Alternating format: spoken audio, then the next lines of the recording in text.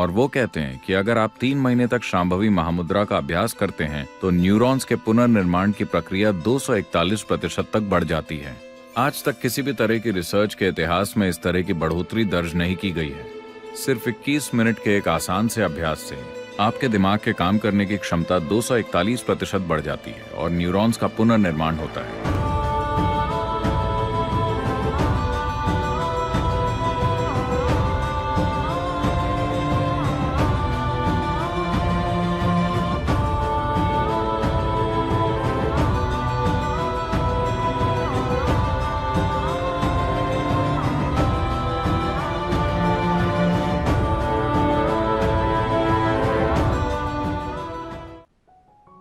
सौर मंडल की बनावट और अंतरिक्ष की ऐसी ही दूसरी प्रणालियां, आकाशगंगाएं वगैरह, ये सब इस रूप में हैं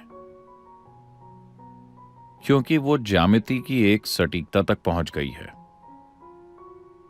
ज्यामिति यानी अभी पृथ्वी सूर्य के चारों ओर घूम रही है, इसे अपनी सटीक ऑर्बिट मिल गई है, इसीलिए ये लगातार घूमे जा रही है।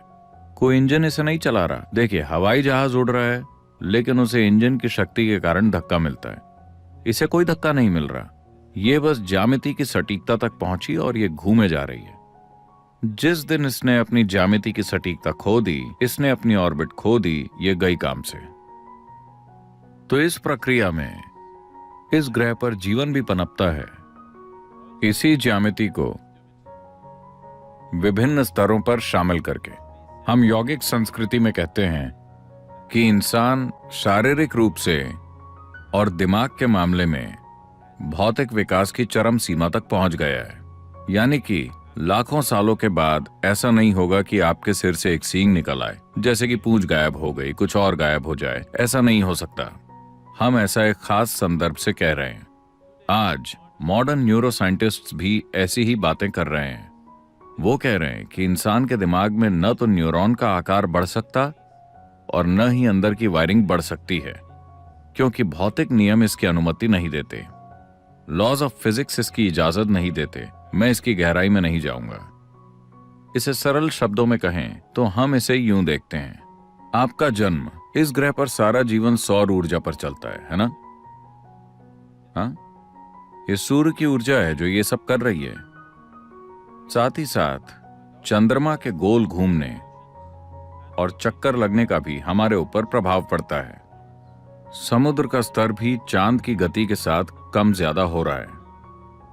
क्योंकि हमारी माताओं के शरीर चंद्रमा की परिक्रमा के साथ तालमेल में थे, हम पैदा हुए और अभी हम यहाँ हैं।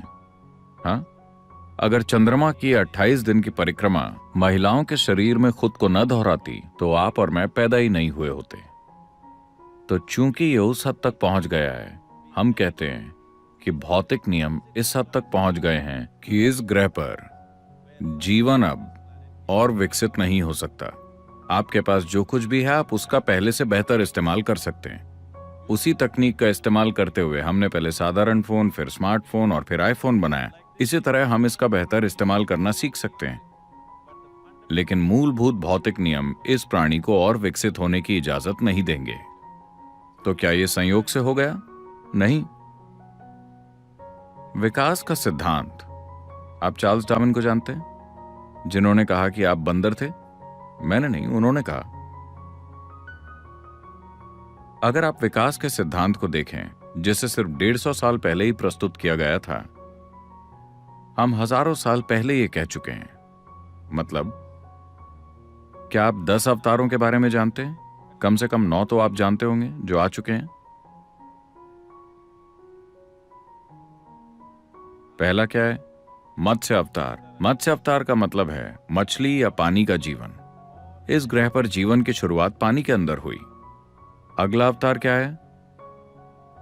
कूर्म अवतार, एक कछुए की तरह उभयचर, आधा पानी में और आधा जमीन पर। अगला है वराह अवतार, सुअर या जंगली सुअर।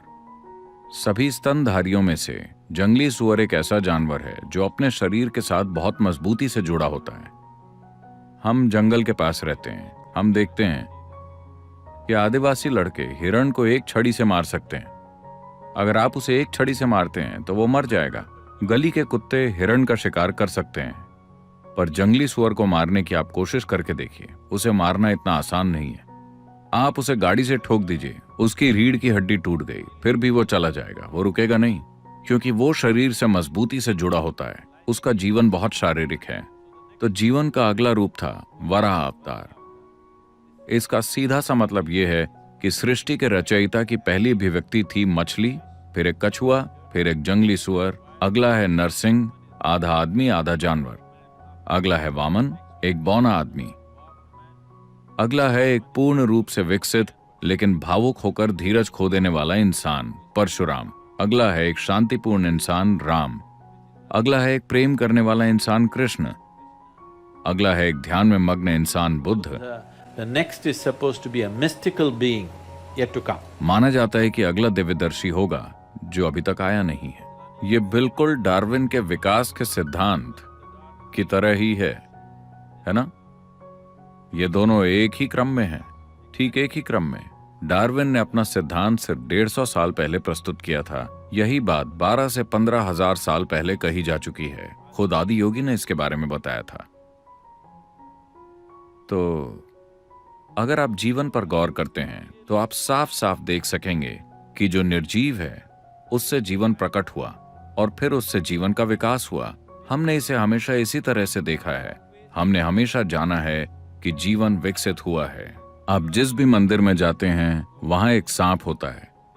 ऐसे प्रतीक कई जगहों पर हैं, क्योंकि आज भी आपके दिमाग के एक हिस्से में रेंगने वाले जीव का दिमाग है। आप जानते हैं कि आपके दिमाग का केंद्रीय मुख्य भाग अभी भी रेप्टिलियन ब्रेन है और यह आज भी काम करता है। हमारे पास योग में अलग अलग अभ्यास हैं कि कैसे इस रेप्टिलियन ब्रेन से परे जाया जाए और सेरेब्रल कॉर्टेक्स को काम करने दिया जाए। और आज हमारे पास वैज्ञानिक प्रमाण हैं। यूनिवर्सिटी ऑफ कैलिफोर्निया ने शांभवी महामुद्रा पर साइंटिफिक स्टडीज की हैं। ये बुनियादी क्रिया है जिसे हम सिखाते हैं, और वो कहते हैं कि अगर आप 3 महीने तक शांभवी महामुद्रा का अभ्यास करते हैं तो न्यूरॉन्स के पुनर्निर्माण की प्रक्रिया 241% तक बढ़ जाती है। आज तक किसी भी तरह की रिसर्च के इतिहास में इस तरह की बढ़ोतरी दर्ज नहीं की गई है। सिर्फ 21 मिनट के एक आसान से अभ्यास से आपके दिमाग के काम करने की क्षमता 241% बढ़ जाती है और न्यूरॉन्स का पुनर्निर्माण होता है। इसका मतलब है कि जैसे जैसे आपकी उम्र बढ़ेगी आप ज्यादा बुद्धिमान होते जाएंगे। आमतौर पर जवान लोग सोचते हैं कि आप मूर्ख होते जा रहे हैं। हाँ, आपका दिमाग असल में बढ़ रहा है। समझे आप? ये हर दिन बेहतर हो रहा है। अब वैज्ञानिक प्रमाण भी मौजूद हैं। हम हमेशा से ये जानते थे, पर आज एक मीटर को ये कहना पड़ता है। अगर कोई इंसान कहता है तो ये सच नहीं है। अगर कोई इंसान कहता है तो बात भरोसे के लायक नहीं है। किसी मीटर को ये कहना होगा। अब मीटर भी कह रहे हैं कि बस 21 मिनट का अभ्यास करने से आपका दिमाग असल में बढ़ रहा है। और आप मीटर पर यकीन मत कीजिए, आप बस 3 महीने तक ये अभ्यास कीजिए और देखिए, आप पाएंगे कि अचानक आपका दिमाग कितना स्पष्ट और कितना तेज हो जाएगा।